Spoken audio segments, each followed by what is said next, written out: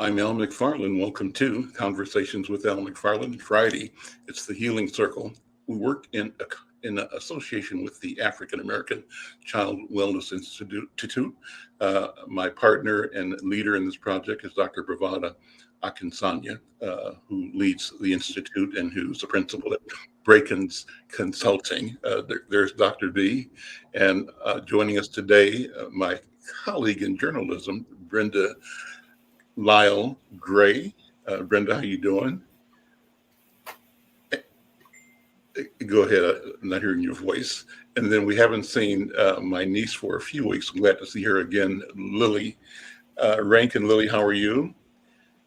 I'm great. How are you? Good to see you again. And Dr. Oliver Williams, an institution in his own right. Dr. Williams is a professor of social work at the University of Minnesota, but the leader and creator of the work of the African American Institute on Domestic Violence. That might not be the exact right name, you'll correct me on that, but important work. Dr. Williams, good to see you again. Glad to be here. Dr. B, let's start with you and set the tone and the intention and the conversation for today's program. First of all, so good to see you as always. And I'm going to, my brother, and I'm going to pass the talking stick to you. That's what I was going to say. May I have it? So, yes. So as the elder in the group, I thank you for giving me permission to talk. And I want to acknowledge that we live and breathe and operate on land of the Lakota people.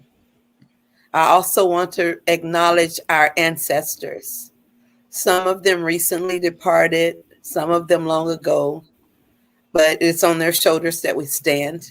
And unless we forget that, we'll have to continue to be like the Sankova bird that flies forward, but never forgetting to look back where we came from.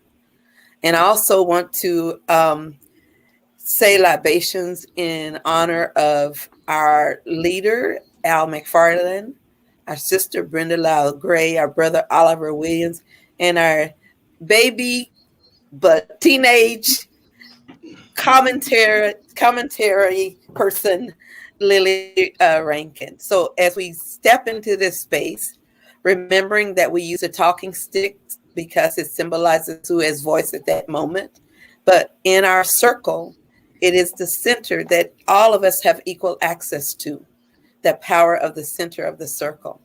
So as we begin this healing circle today, acknowledging who's on this circle presently, but those many, many voices and ancestors and elders who stand with us, around us, and compass us every day to go to do this healing work. We want to acknowledge them as we begin today in our discussion on, which is entitled, You're Not Invincible, and talking to young people about COVID and their lives.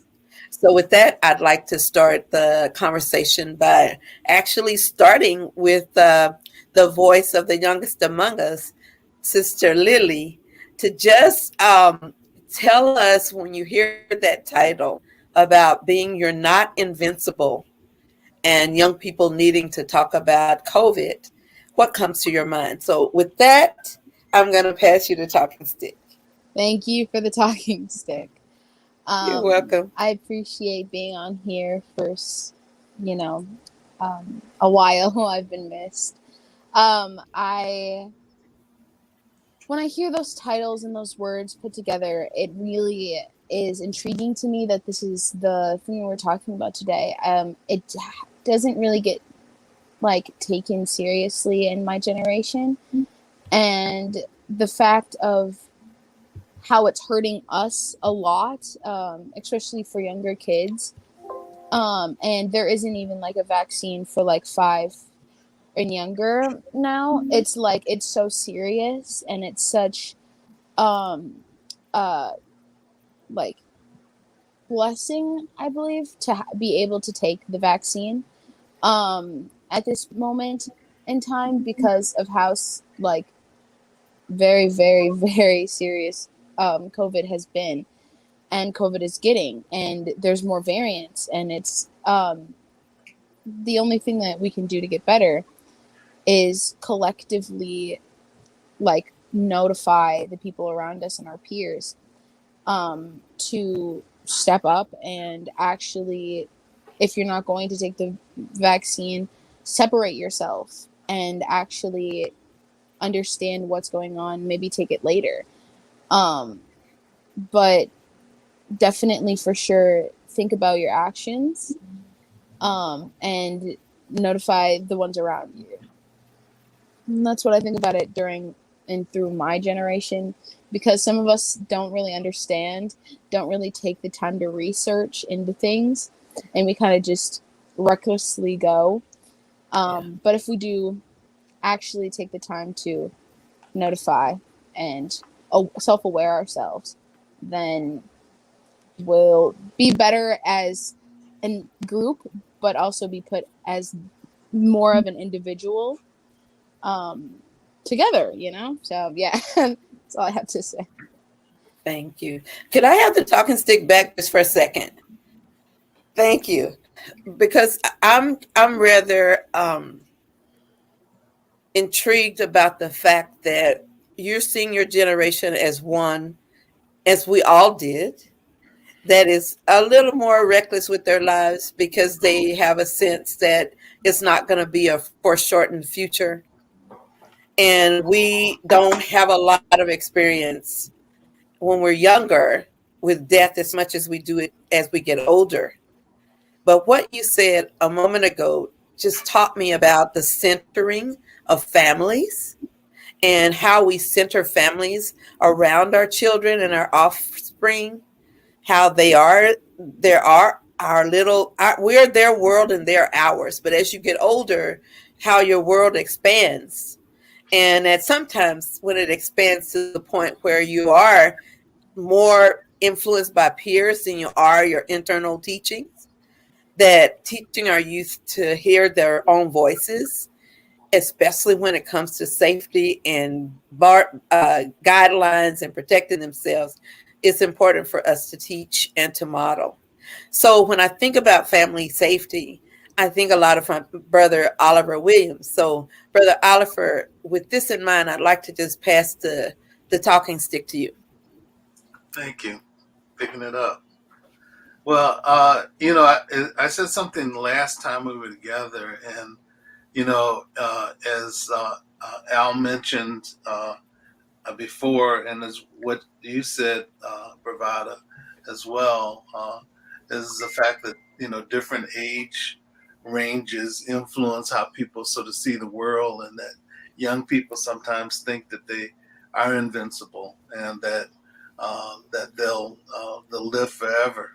And as you get older, as you said, you come to grips with losses that have existed in our lives. But I think sort of a recognition that we're not going to live forever. But I also think there are experiences. One of the things that I mentioned last week was, the fact that we had experiences with, getting vaccinated. Certainly, most of us, when we got ready to go to school, because you couldn't get into grade school unless you had those vaccinations. But another thing, at least in my age range, was, when people were getting polio shots, and to protect them from getting polio, because we saw the effects of it. I had an aunt that was affected by polio, and they didn't have the vaccination when she was young. They got it later. They developed it at the University of Pittsburgh, as a matter of fact. And so, and I guess that was something that sort of surprised me, but not given who is a former president. But, what surprised me was the fact that we wouldn't collectively go into try to get vaccinated, because I have friends that are in Brazil and in South Africa where they don't have ready access to vaccinations. and that people are in those countries and in different parts of Africa and different parts of the world may not have access to the different vaccinations to be able to, keep death from visiting, family and friends. So I wish we would have an opportunity to reflect on that as a people here. But I think the other thing is and I guess I was surprised that when I spoke to some people, there were some Black people I know that didn't get vaccinated. And I didn't understand what that was all about. I understand the Tuskegee experiments and how we've been mistreated, and people in different parts of the world, Puerto Ricans. My wife is Puerto Rican, and that they were also affected. They tested out the birth control pill on Puerto Ricans, and so they have been negatively affected as well. But this is one that we should have more comfort with. As a matter of fact, one of the creators of the vaccine was an African American woman. So we should be more thoughtful about it and try to do things not only to protect yourself, but to protect your family and your community. And we need to do that, to be thoughtful about that. So I'm passing the talking stick back to you, brother. Thank you for the stick. I like the idea of the social responsibility component that first was identified by our little sister Lily, and now expanded on by Dr. Oliver Williams. And I think that one of the people in our group who has to, I would say, the most experience talking to kids would be our sister Brenna Gray, who has been a school teacher and a phenomenal leader in terms of not just education, but supporting the spirits of growing young people. So, sister, I'd like to pass the stick to you, because if anybody knows how to talk to young people, I'm just saying, you had some experience, whether they wanted to hear it or not. So here you go. I'm passing it on.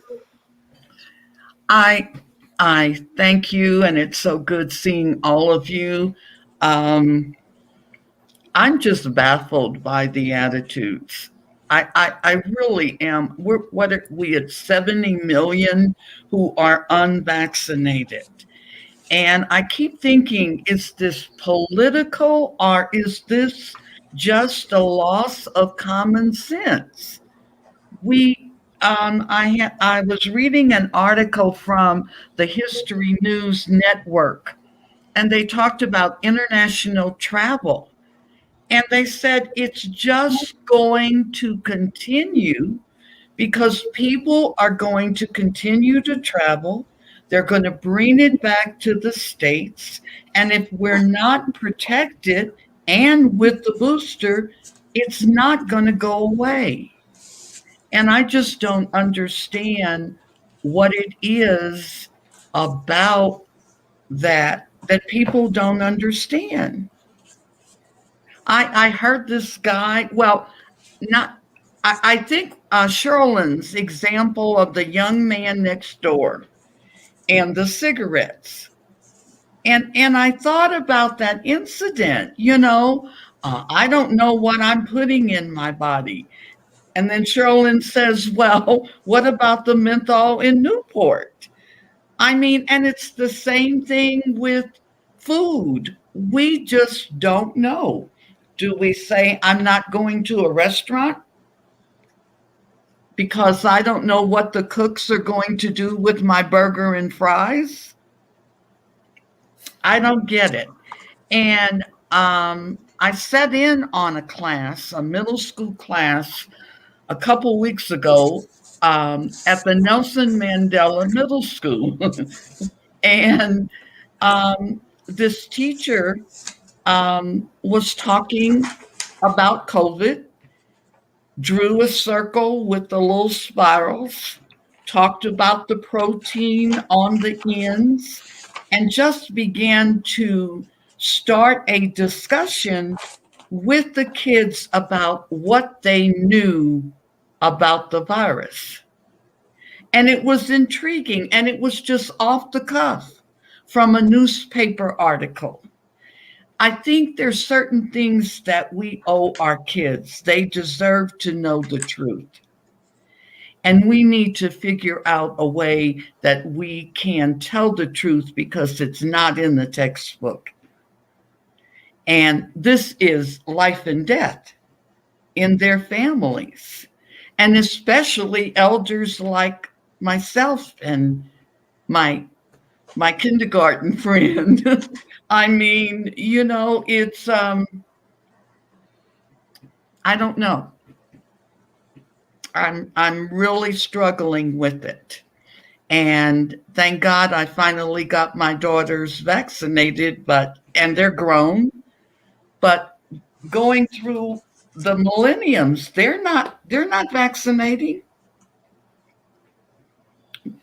I don't know. I'm going to pass it back to Al. Thank you, Brenda. Such a great question. Number one, how do we think about how do we describe this sense of invincibility that appears to be among the young people? But I raised the question, Dr. B, in my own life, and it just made me think back about how I approached my presence when I was younger. And the story that always pops in my head when I think about this is I remember a North Minneapolis businessman who owned an insurance company coming to my house. I was 22 years old. I think I bought my first house at 22.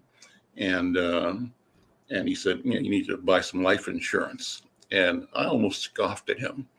And I said, life insurance, that's for losers, people who think that they are at risk of dying. And I think I probably said, then I'm not going to die. Boy, what a fool. What a fool, right? And so how is it that young people are able to grab onto foolishness, foolish ideas, ignorance, right? And then be prepared to defend it.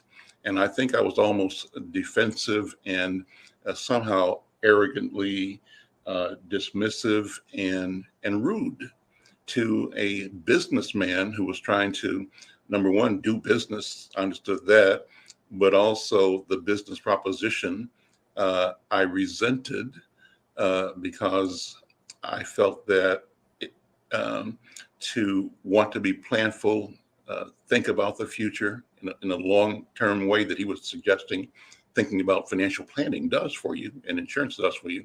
Thinking about all of that in my idea at 22 was a sign of weakness, and that the sign of strength that I called myself hanging on to, the false bravado of being in it for the moment, right? And therefore feeling invincible, helped me make stupid decisions like not buying insurance at that time.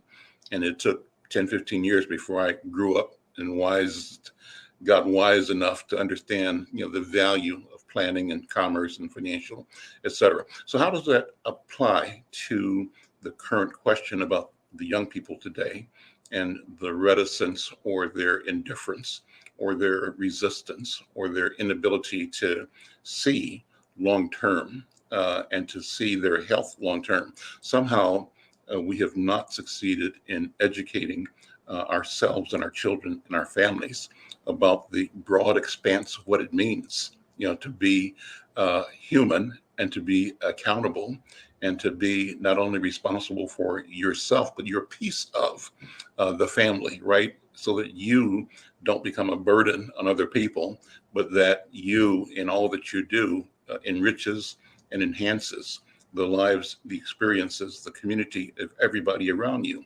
That training, I think, is something that we sort of either need to get back to or think about and develop. That's why I love what we're doing here. That's why I love the idea of the protocol of the talking stick. This is a method of training us how to be with each other with order and with planfulness, with respect, And it's real simple. It's easy to do, but we don't do that enough in all of our exchanges with each other. And I hope that we can. So I've kind of walked a long way, but I think what I'm saying is what's on my heart right now, in my mind. And I think this is an important topic. COVID and our community responding to it. I think it's absolutely essential that we spend every opportunity that we can talking with friends, family, neighbors, young people in particular, and people my age group, our age group, Brenda, always asking in a polite and non-judgmental way, but in a way that affirms and confirms and that reflects our intent. The intent is guided by respect and love, right? And our questioning should have that feeling that because I love you and because I care for you, I'm asking you what your status is, what the status is. I see that our friend Sam Cook is monitoring the program from YouTube, I think, or from Facebook. Sam, he's saying he appreciates the talking stick. So thank you, Sam, for watching and putting the comment. And if anybody else is monitoring the program on social media, we want you to be involved in this conversation as well. We want you to like it, share it. If you want to actually get on the program, send me an email and I can bring you into the conversation, Sam Cook or Michelle Madison. We talked about having you. You're here all the time. We appreciate your comments and your commentary in the comment section along the program. So with that, I will pass the talking stick back to Dr. B. One more thing.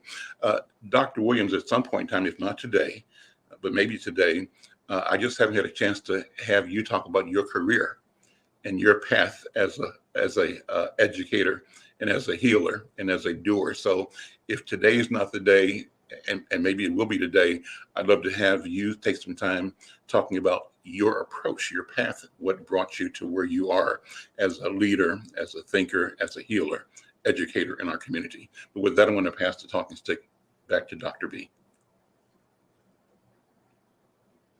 And you unmute, yeah. Yeah, I am. I appreciate getting the stick back, and I really am thinking about what are the barriers to connecting with young people when we go to talk to them about anything that they need. One of the things in my, I'm a clinical psychologist. I've been working for 40 years.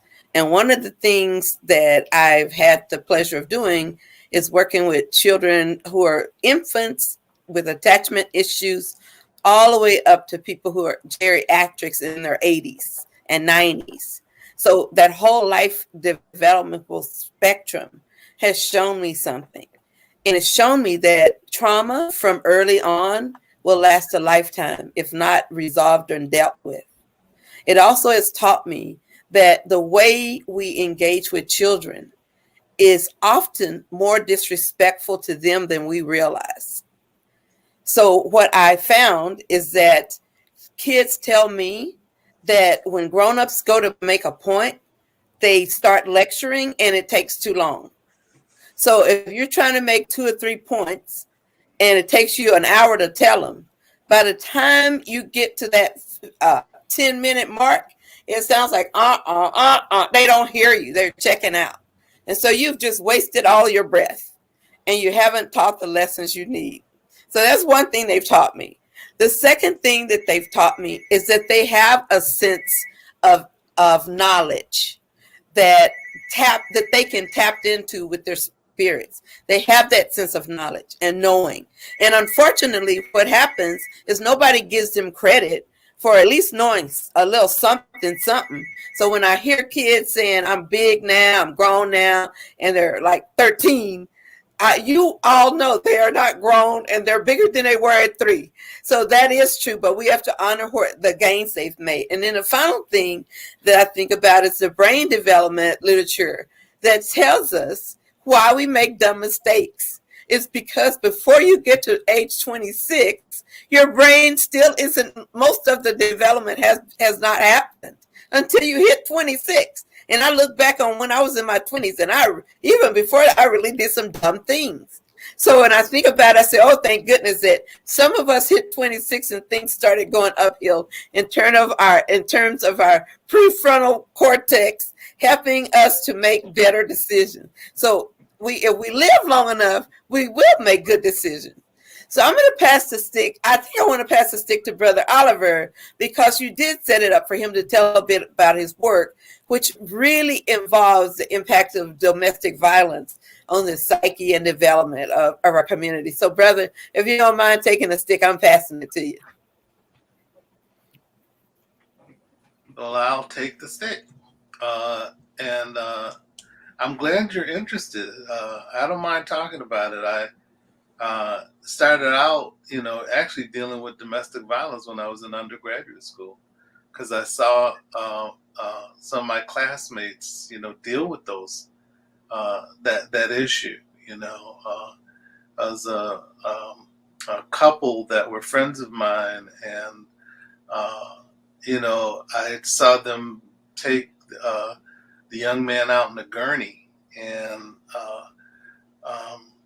because he was being violent towards his girlfriend, but he was so upset that they called emergency and brought him, out in a gurney.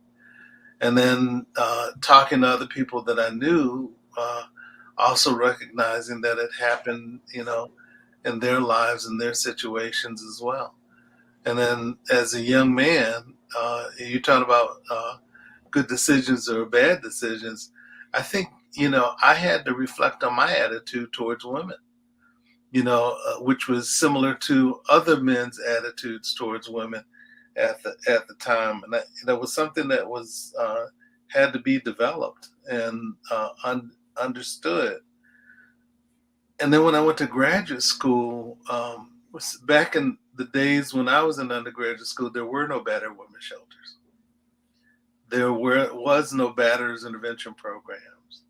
There was no education program to try to inform people about the issue of domestic violence. There were no prevention programs. Police didn't have a good handle on how to approach it. They would go to a guy if the police was called to someone's house, and what they did was they walked him around the block until they calmed him down and then let him go. And there was no discussion about trauma that women experience, or the trauma that battered women experience, but also children that come from families where there's domestic violence, and how that affects them, and how long they have to live with that. Some people, I think people can heal. I've talked to women that talked about 5 stages of healing. In the process, we talk about being a survivor, and some people talk about being a thriver. But I think there are people who, in my practice, who said that they wanted to heal. And I worked in battered women's shelters. I've worked in as a child welfare worker and a delinquency worker over time. And then I've developed batterers intervention programs. One that's in Pittsburgh, Pennsylvania, that I, through Catholic Charities, that I developed back in the day. And it still exists. And then work with a number of programs around the country, and then eventually around the world, in different locations, and talking about the fact that how people are, really affected by it. But we also have to understand the stories of the people from the communities in which they come from. One of the things that I found is the fact that unless we listen to the stories of the people who come from the different communities, you don't know what things to acknowledge and what things to confront.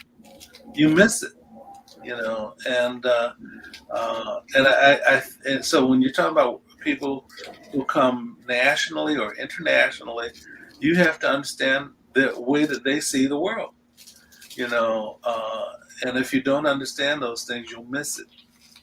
And one of the things that I think about is my friend Elizabeth, when she comes on, and she talks about how when you're if I'm an African American, I'm an American, and that people may appreciate the wisdom that I bring.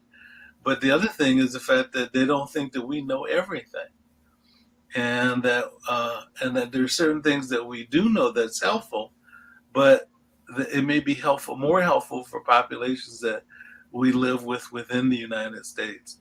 But what's also important is when we serve people who come from different communities, we have to understand their story too, or else we miss it.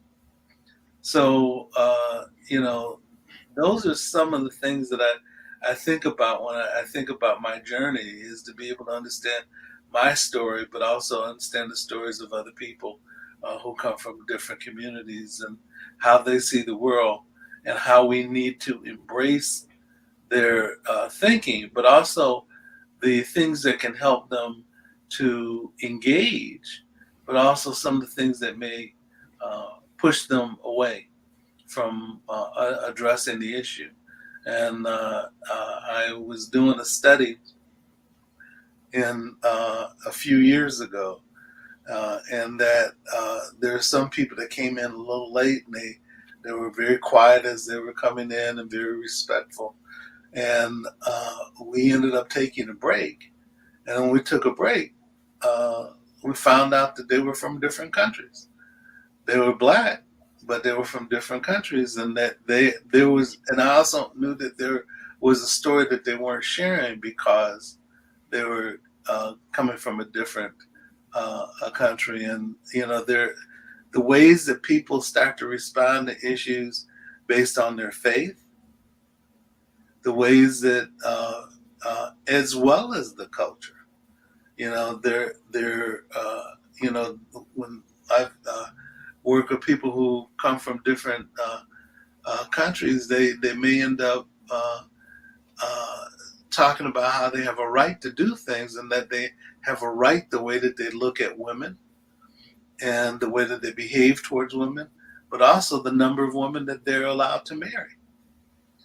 And sometimes it's and that philosophy, we talked about Islam, is a myth.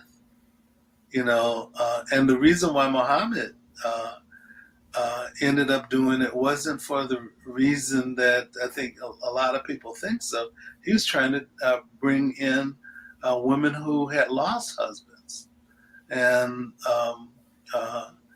and trying to help it to support and shelter people who didn't have someone to help and support them.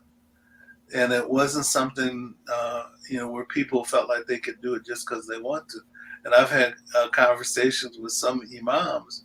I did a roundtable. I think you can see it on the will2change.org website, where we did a roundtable and we had conversations with imams. And there was and the imam had made a comment about just before we sat down, where he was telling me and telling another brother who was there that we needed to go back to his home country and marry a younger woman because we could. And it was the right thing, because that's what he was going to do. He's going to give up his partner and go and get somebody who was much younger. That wouldn't work in my household, because I've got this woman who wouldn't appreciate that, and I don't want to get hurt either. So the thing that I think about with that is the fact that we get a chance to get into a conversation with him, we got a chance to confront him about it. And it was interesting, there were other women who were there, African women who were there, who were making the comment about his thinking and how he was minimizing some things. And they got a chance to confront them in terms of what their life experience was and how they understood things, but also their understanding about what the Prophet had said, along with other imams who got a chance to sort of support it and validate it, and understood it as well. So, I just think that there's something about understanding the voices of people that we, hope to serve and be supportive of them. And then, And I think that's the thing, Pravada, when you made the comment about, learning things over time, that was a big difference from being in my 20s to being older, where I understood and was open to listening to somebody else's experience and reality, but also in the different places that I've worked. I think also seeing people who were affected by the negative behaviors of other people who didn't take their issues and their experiences into consideration. So, and how it affected the African American community, because when I started, they weren't really talking about people of color at all.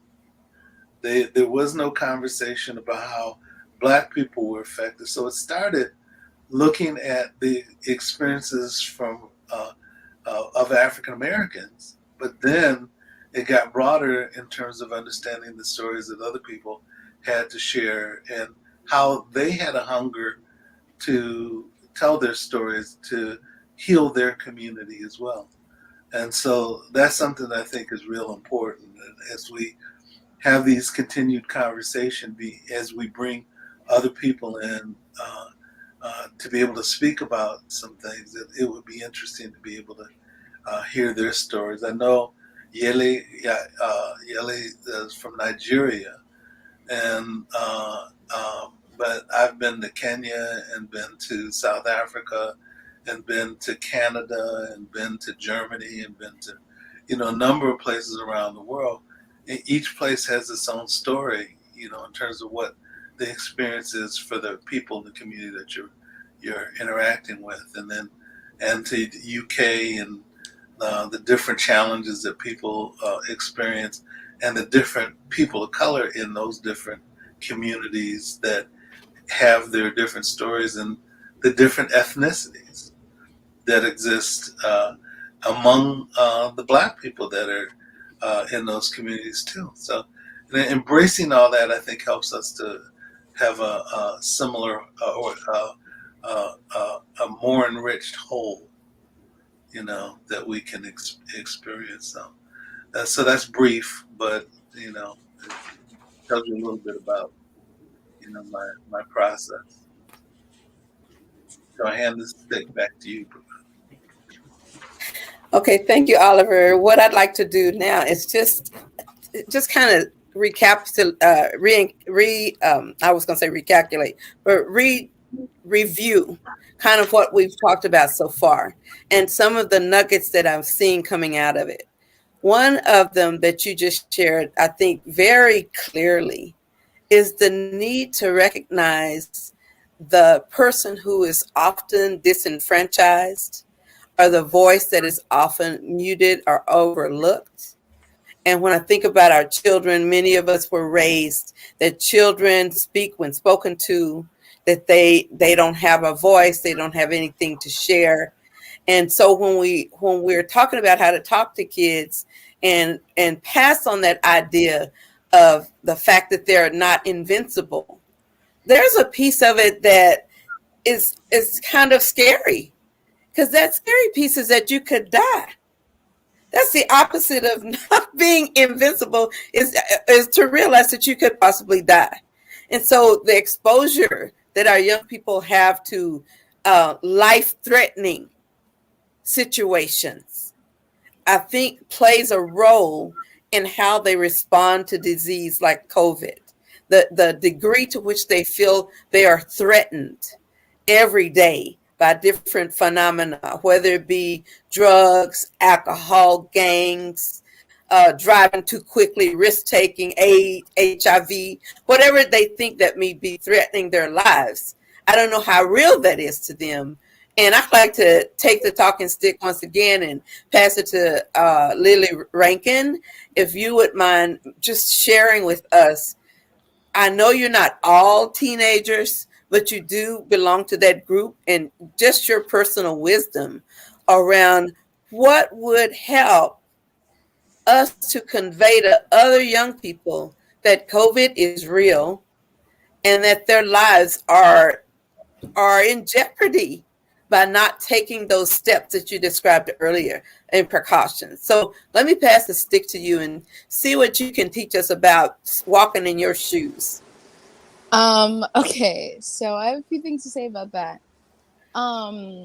I want to go back to when you were talking about how you've worked with kids and how they've said that like lectures have taken to like hours, it's just ended, and you don't really take in the information that your elders are telling you, which is important. But also the fact that you said that will really click with me is that you said that it's like almost disrespect, and it's more disrespectful than you think it is, which it's just what I have to say for that, for me specifically, is it's just respect goes both ways. And most kids, especially POC, get told like they're being disrespectful, even when they're not trying to. It's just the way that they were taught around their peers and where they've grown up. It's the fact of how they talk, and it's getting brought up into conversations with their elders, which might not be used to that because that's not how they've grown up. And they were told to not talk back and not have a say in things. And if this is said, this is how it goes.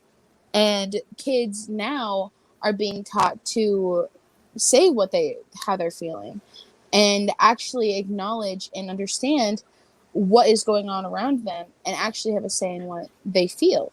And for that to be put into a conversation with elders, it feels like almost headbutting. And it might be deemed as disrespect because of the fact of portraying their own voice. But besides those points, it's how COVID is one of like the biggest deals that we've had in our lifetimes. This is in Gen Zs and my teenagers and even like the young babies to like 20-year-olds. It's a big thing for us specifically. And we don't really realize it's real until it's like right in front of us.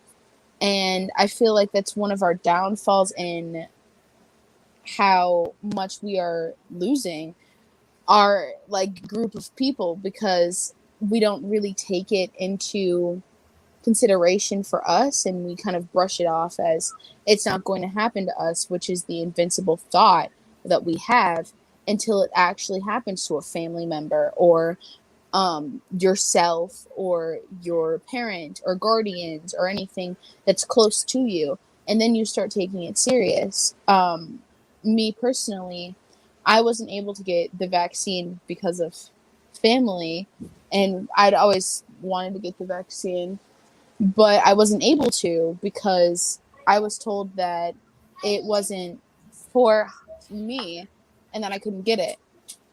But after I was able to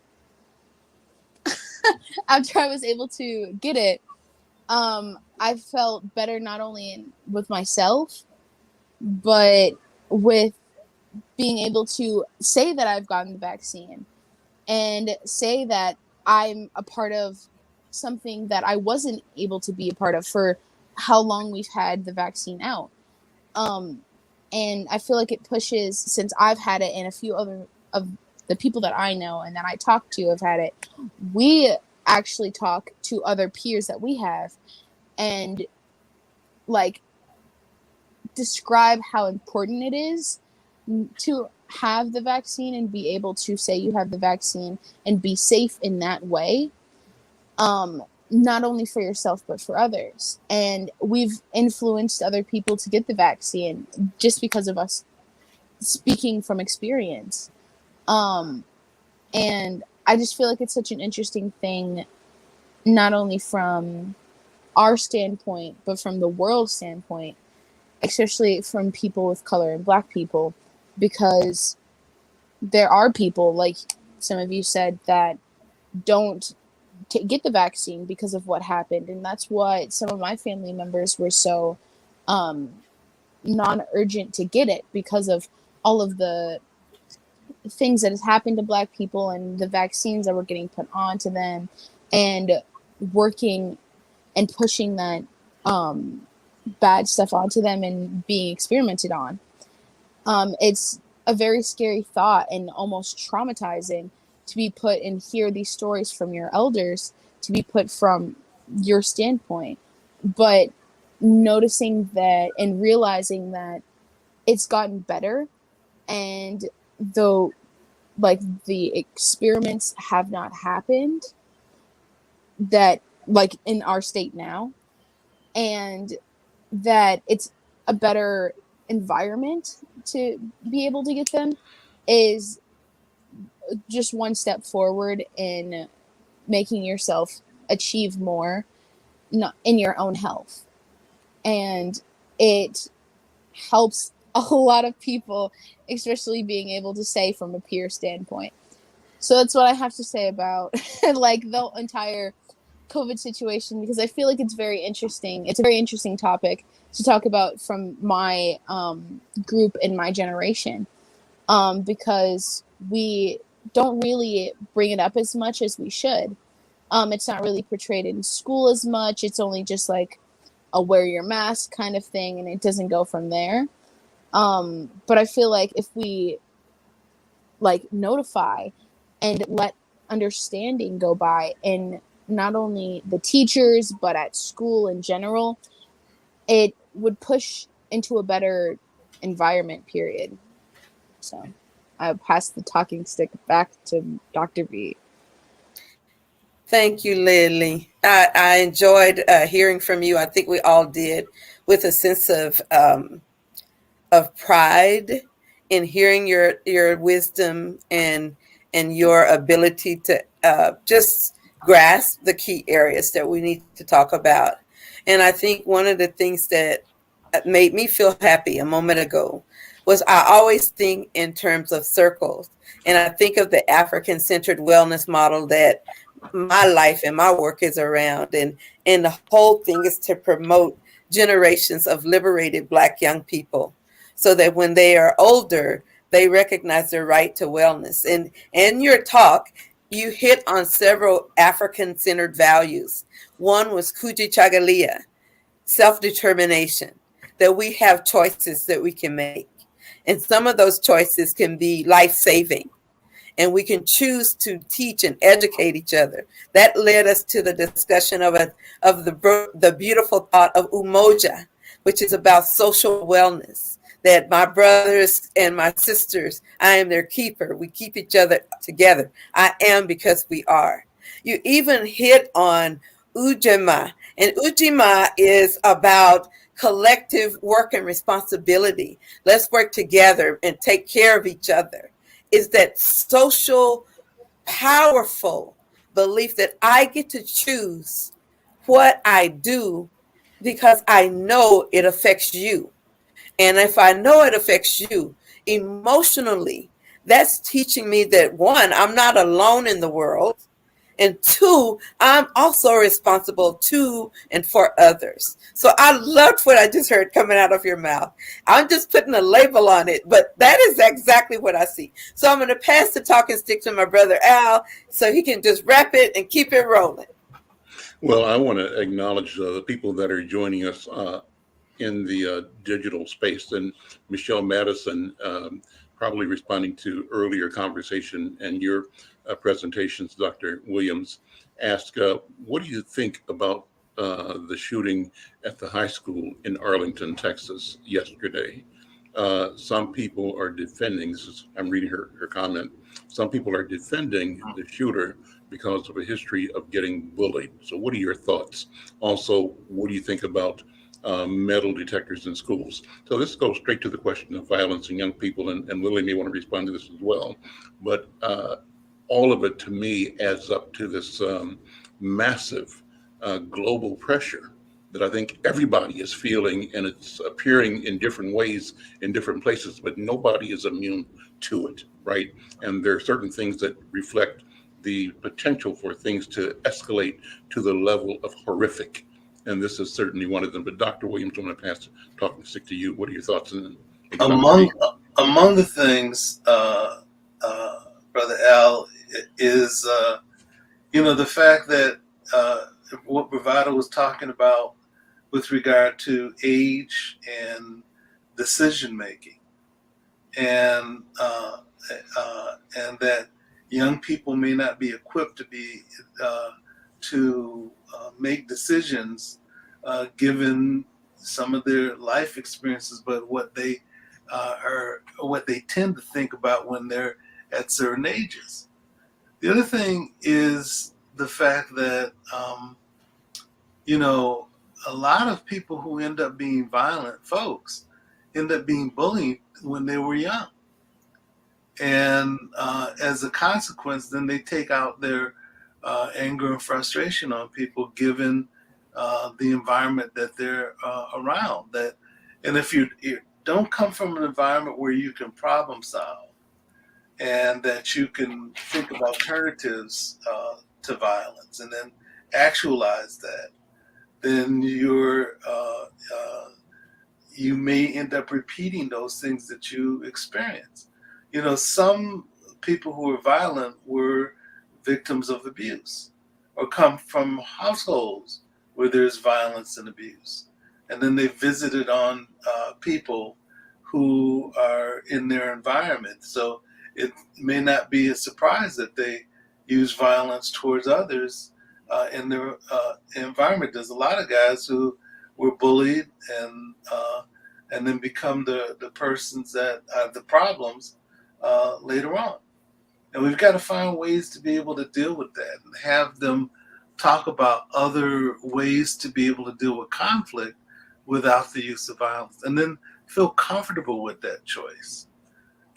But you have to have environments that support it too. So I went into a school where there was a young person that was being bullied. And have you seen those commercials recently about people, giving advice about depression? And then the person says it was unhelpful, that wasn't the right thing that they should have said, right thing that they should have done. Environments have to be thoughtful about that. Schools have to be thoughtful about that. High schools have to be thoughtful about that. Elementary schools have to be thoughtful about that and teach people different ways to be able to respond to it. So the other thing is the fact that I don't understand the states that, I guess we're one of them, that encourages people to carry weapons with them, or the notion about stand your ground. I mean, I don't get that either, because the solution to addressing the situation isn't always to be able to have a weapon and to use violence as a way to be able to respond to a conflict situation, particularly when you haven't encouraged other ways to be able to deal with it. But I know in certain environments, young people are fearful, and sometimes they use violence as a way to be able to deal with the fear that they're dealing with. Go ahead. No, I just want to say that you're really hitting on something when you talk about young people being fearful. I was consulting at a school, and the little child was in kindergarten or first grade, and the child brought to school an apple peeler or potato peeler, because on the way to school every day, the people who were like crack addicts or something on the street down his school was just waiting for the block, down the block waiting for the bus. They would take his money or take his lunch. And so the little child brought that to school for those big people who were on drugs, who were trying to harm her or him. And the child got suspended, 5 or 6 year old, because they brought a weapon to school. And so some of our things need to be, and I told the school, I said, you shouldn't be worried about the weapon. You need to be asking why. Why does she feel like she needs to have a weapon? And what can a not even 3 feet tall child do to an adult? And he's so afraid. So we have a culture of guns. We have a culture of violence. And I know that Sister Michelle, who brought the question in, she's got to know, just 2 weeks ago, we had a shooting in the high school of our own. It's not just in Texas. We just had it the other day. And so part of the things that we have to look at is how our culture does not promote problem solving. Kids will be at school, they will know. There was a study, a Gallup poll by children, said that 70% of them knew somebody had brought a weapon to school, but wouldn't tell on them. 70%. That means only 30% of the kids would say something. And the 70% of kids who did not say, said they wouldn't say, is because what are the teachers going to do anyway? They're not going to do anything. They're just going to say, ignore him. So until they see a gun or something like that coming into the schools, kids know that teachers themselves don't have good problem-solving skills. Parents themselves don't have good problem-solving skills. So one of the things we need to teach is teach people how to teach problem-solving skills that aren't involving violence. Now, with that, I know we got only 1 or 2 minutes. I'm going to pass it quickly to Lily because I know you wanted to hear from her. Then I hope she'll pass it back to you. Okay. I have a few things to say about this topic. I'll try to wrap it up quickly. So speaking of the school shootings, I just had a school shooting threat in my district, and it was very scary for us because we've never really had a serious threat like that before. And not only it being isolating, but the fact of what the others were saying and the parents and the family members were saying was baffling to me, because we have Irondale and we have Mounds View, and Mounds View was the one that got the school shooting threat, and it was from a white kid who said that he needed to kill 50 people to go to heaven. And it was terrifying and upsetting, and all the families were notified through email, including our school as well. We've had police officers outside of our school, and the parents online were saying something so incredibly crazy. It was insane. There was a woman who said, coming from Mounds View, because it is a richer, more white populated school, Mounds View is, and Irondale is mostly an art school. It's very more diverse other than Mounds View. Mother said, coming from Mounds View, this is surprising. We thought Irondale was ghetto. And we went, and someone went, excuse me, what's wrong with Irondale? And they were like, well, it has more kids that live in apartments there, that live there, and that go to Irondale.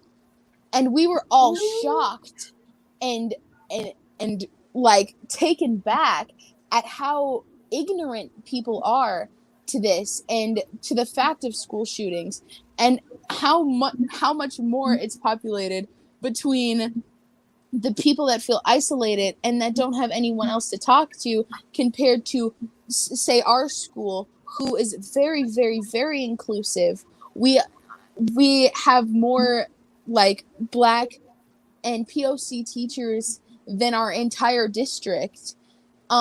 It's just baffling how they could think that the apartment living space and the POC people going to this school would portray more of a school shooting and a ghetto look than Mounds View, that actually did receive the threat. And I just found that so interesting. Said from a mother as well, and a family member that goes to the school. It took me back. It baffled me a little, because the fact that you have so much, and it was a white mother as well, and so the fact that you feel like you have so much power and like high up placement to say that kind of thing is unfortunate, because it's not always true. That just because we are Black or Native or Asian or like African American or Mexican or Latino, that we have more of a ghetto look at our school when we excel beyond them in our school's academically, period. I just found it very, very interesting, and I had to make sure that I shared it today during this entire call. Thank you, Lily. You're very Lord have welcome. mercy. Woo, Welcome Brother to Al. America. Yeah. And with that, I'll pass the talking stick to Al McFarlane. Brother Al. Thank you. Thank you, Lily. What a powerful testimony. You know, I'm rereading two things. One is the narratives of Frederick Douglass. And if you haven't read it, it wrecks you on the inside. When you read it, it makes you mad, makes you burn to live the life he led through his voice, through his eyes, through his narrative about this condition of enslavement in which you, from 24/7, were owned. You were the property of other human beings, and his analysis in the chapters of the book talk about the differences, the gradations of horror, right? Which white owners were less horrific than other white owners, but all of them horrific. Which ones were kinder? It's kind of everything that I'm reading in the book just puts me in the mind of analyzing how power structures work right now and right here in this community and in the world. And I'm also so I'm recommending that to people. Just pick up Frederick Douglass's book. It's his own story written by him, and it's the narrative of his enslavement and his movement from that to freedom and his recounting of that. And I'm also I'm writing a foreword for a new book of columns written by our own culture and education editor, Dr. Irma McLaurin. But in reading it, I'm reading over stories she wrote over the past 10 years. And she selected around 20 of them to go into this book. And I'm putting together the foreword to it. But in doing that, I'm just remembering how incisively she examines where we are in 2012 and 2014 in some of the essays, and 2016 and 2020, looking at the Romney bid against Barack Obama, looking at and presaging the Republican Party and its pivot towards Donald Trump. Donald Trump was a curiosity in the Romney bid, but as it turned out, the Romney bid set the stage for the emergence of this madness on the right that resulted in Donald Trump's election. So anyway, these are the things that are on my mind. I'm so glad to have this forum to talk about it. But hearing Lily talk about the incredulity, of these parents' assumptions about, and this is really a reflection of white privilege, right? They feel they have the right and they have the ability and the privilege to condemn and condescend when the truth is apparent that the deficiencies are on their side of the street, not on our side. Wholeness, health, healing, and capability of connecting across what are ultimately superficial boundaries that exist in our community. She just said that. And so we have to pay attention. Lily, thank you so much. I'm out of here. This has been a great conversation. Join us again next week. Thank you, Brenda. Thank you, Dr. Williams. Thank you so much, Dr. B. And thank you, Lily. This is Conversations with Al McFarlane. We'll see you next time. Oh, yeah.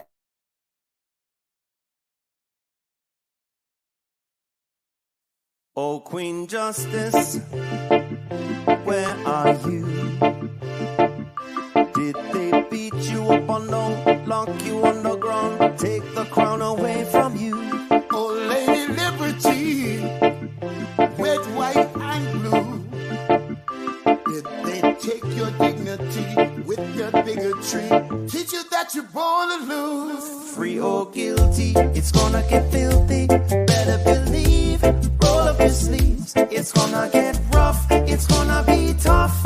We all agree, we've had enough. We've had enough of all the rules you break. We've had enough of all the money you make. We've had enough, no more life gets taken. We've had enough, this is a proclamation. It's been 400 years and we're 400 late. Together we stand from state to state. Going back in time won't make America great. We need justice now, people won't wait. Action, no more distraction. Every step we take, we gain traction. If it can happen to one, it can happen to all. United we stand, divided we fall. Free or guilty, it's gonna get filthy. Better believe, roll up your sleeves. It's gonna get rough, it's gonna be tough. We all agree, we've had enough. We've had enough of all the rules you were breaking. We had enough of all the money you were making. We had enough, no more life gets taken. We had enough, this is a proclamation. Free or guilty, it's gonna get filthy. You better believe, just roll up your sleeves. It's gonna get rough, it's gonna be tough. We all agree, we've had enough. We've had enough of all the rules you're breaking. We've had enough, all the money you're making. We've had enough, no more life gets taken. We've had enough, this is the proclamation. We've had enough. Trayvon Martin and Tommy Rice. We've had enough. Michael Brown and Eric gonna pay the price. We've had enough. Philando, Breonna, George Floyd. What? We've had enough. So many gone. How can we fill the void? How can we feel? We've had